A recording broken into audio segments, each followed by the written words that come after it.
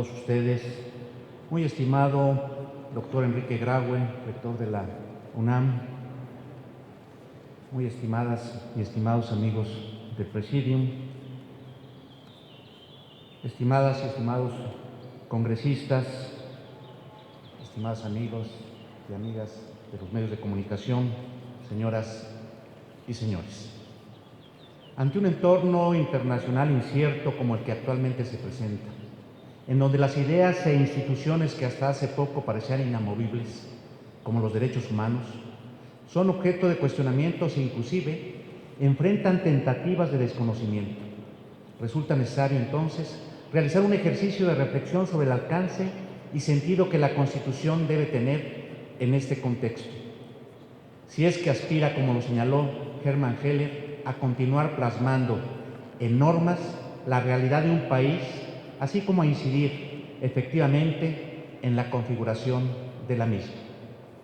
La realidad de los pueblos es dinámica. El cambio constituye un elemento esencial de la misma. Sin embargo, el hecho de que al amparo de ese cambio se pretenda desconocer las instituciones y el sistema democrático, o bien dejar de lado el reconocimiento y respeto a la dignidad de las personas, nos hace cuestionar el alcance que pueden tener los cambios en una sociedad, así como el papel que la Constitución debe jugar ante ello. Día a día advertimos una realidad paradójica, en la que por una parte se reivindican nacionalismos exacerbados, pero también se sigue apostando por la diversidad, la interdependencia, la construcción de una identidad global. En este contexto, los personalismos y los liderazgos populistas no solo pretenden buscar rutas para actuar y fortalecerse al margen de la ley, ahora llegan también al extremo de contrariarla abiertamente. Pareciera que no nos estamos dando cuenta de los valores implícitos en la democracia y en el respeto a la dignidad de las personas, que hemos dejado de tomar en serio a los derechos humanos y lo que implica para la democracia. Realidades como las que enfrentamos ponen en evidencia que no podemos bajar la guardia en la defensa de los derechos humanos. No debemos dejar de lado la defensa de la Constitución ante discursos y acciones autoritarias en los que se manifiestan o subyacen la discriminación, la exclusión, la intolerancia, la xenofobia y el rechazo a quien es y piensa distinto a mí. La debida observancia y aplicación de la Constitución y la ley se revelan como la mejor garantía de los derechos fundamentales de las personas. No podemos olvidar que hablar de respeto y vigencia de los derechos fundamentales solo es posible dentro de un Estado democrático y de derecho. De ahí la necesidad de consolidar sus instituciones.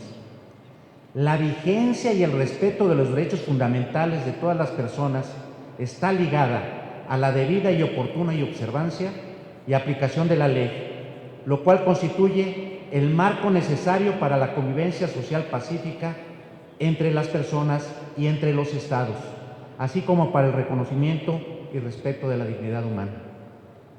Como lo he señalado en otros foros, a 100 años de la Constitución de 1917, es preciso que trascendamos la etapa de celebrar y congratularnos por la amplitud del catálogo de derechos incluido en nuestros ordenamientos jurídicos y nos concentremos en lograr que los mismos se vuelvan vigentes plenamente.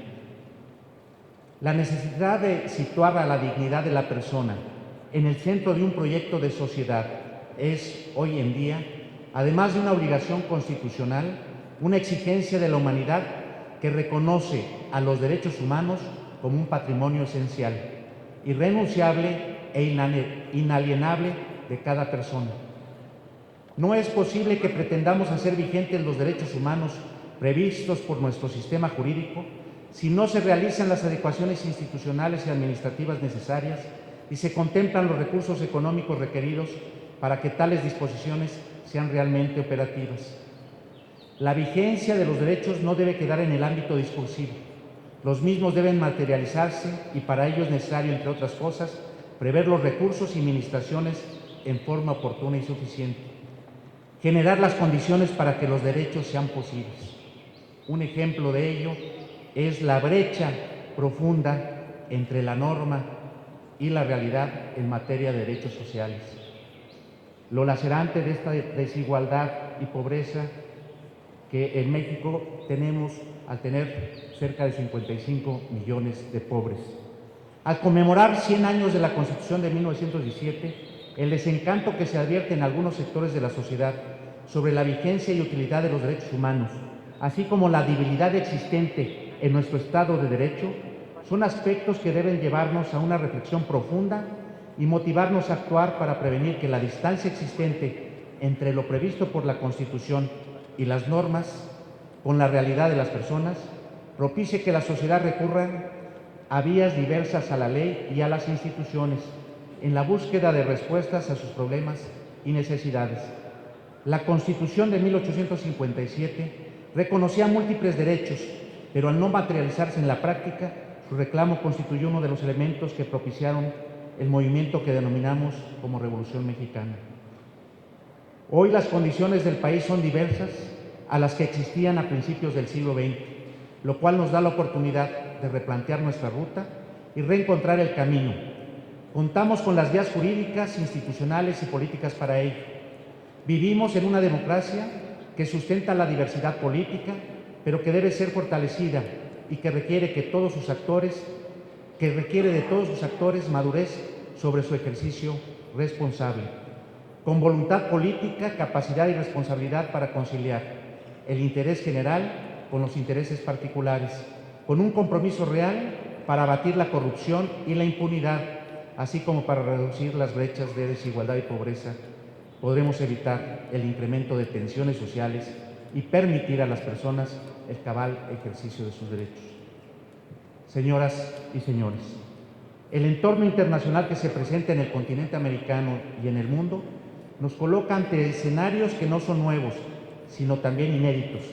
Ante ellos, la suma de capacidades y esfuerzos concentrados en un frente común que promueva y defienda las instituciones democráticas y los derechos humanos se revela como una vía idónea para actuar contra expresiones autoritarias que nieguen la dignidad de las personas.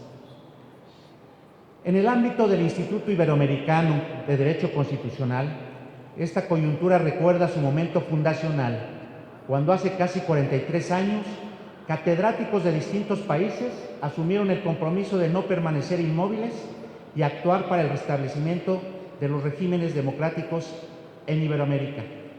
Hoy los retos son distintos, pero las causas no son menos apremiantes. La academia, a través de la defensa de la Constitución y del derecho internacional, tiene ante sí la posibilidad de incidir positivamente en la transformación de ese entorno.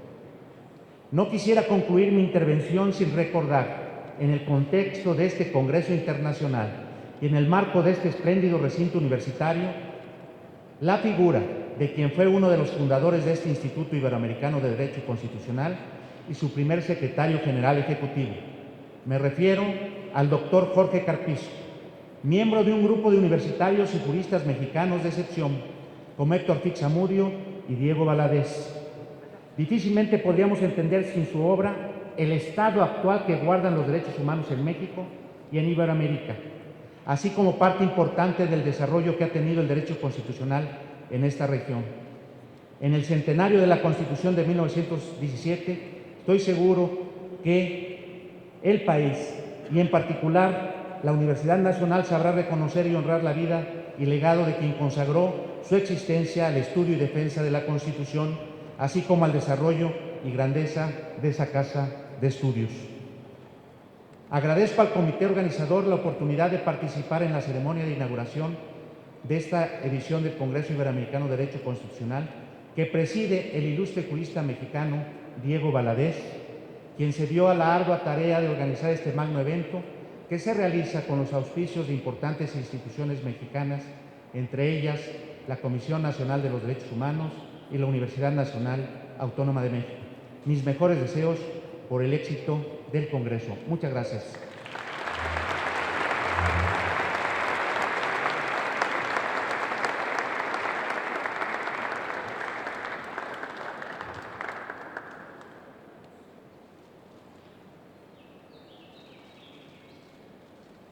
Tiene la palabra el ministro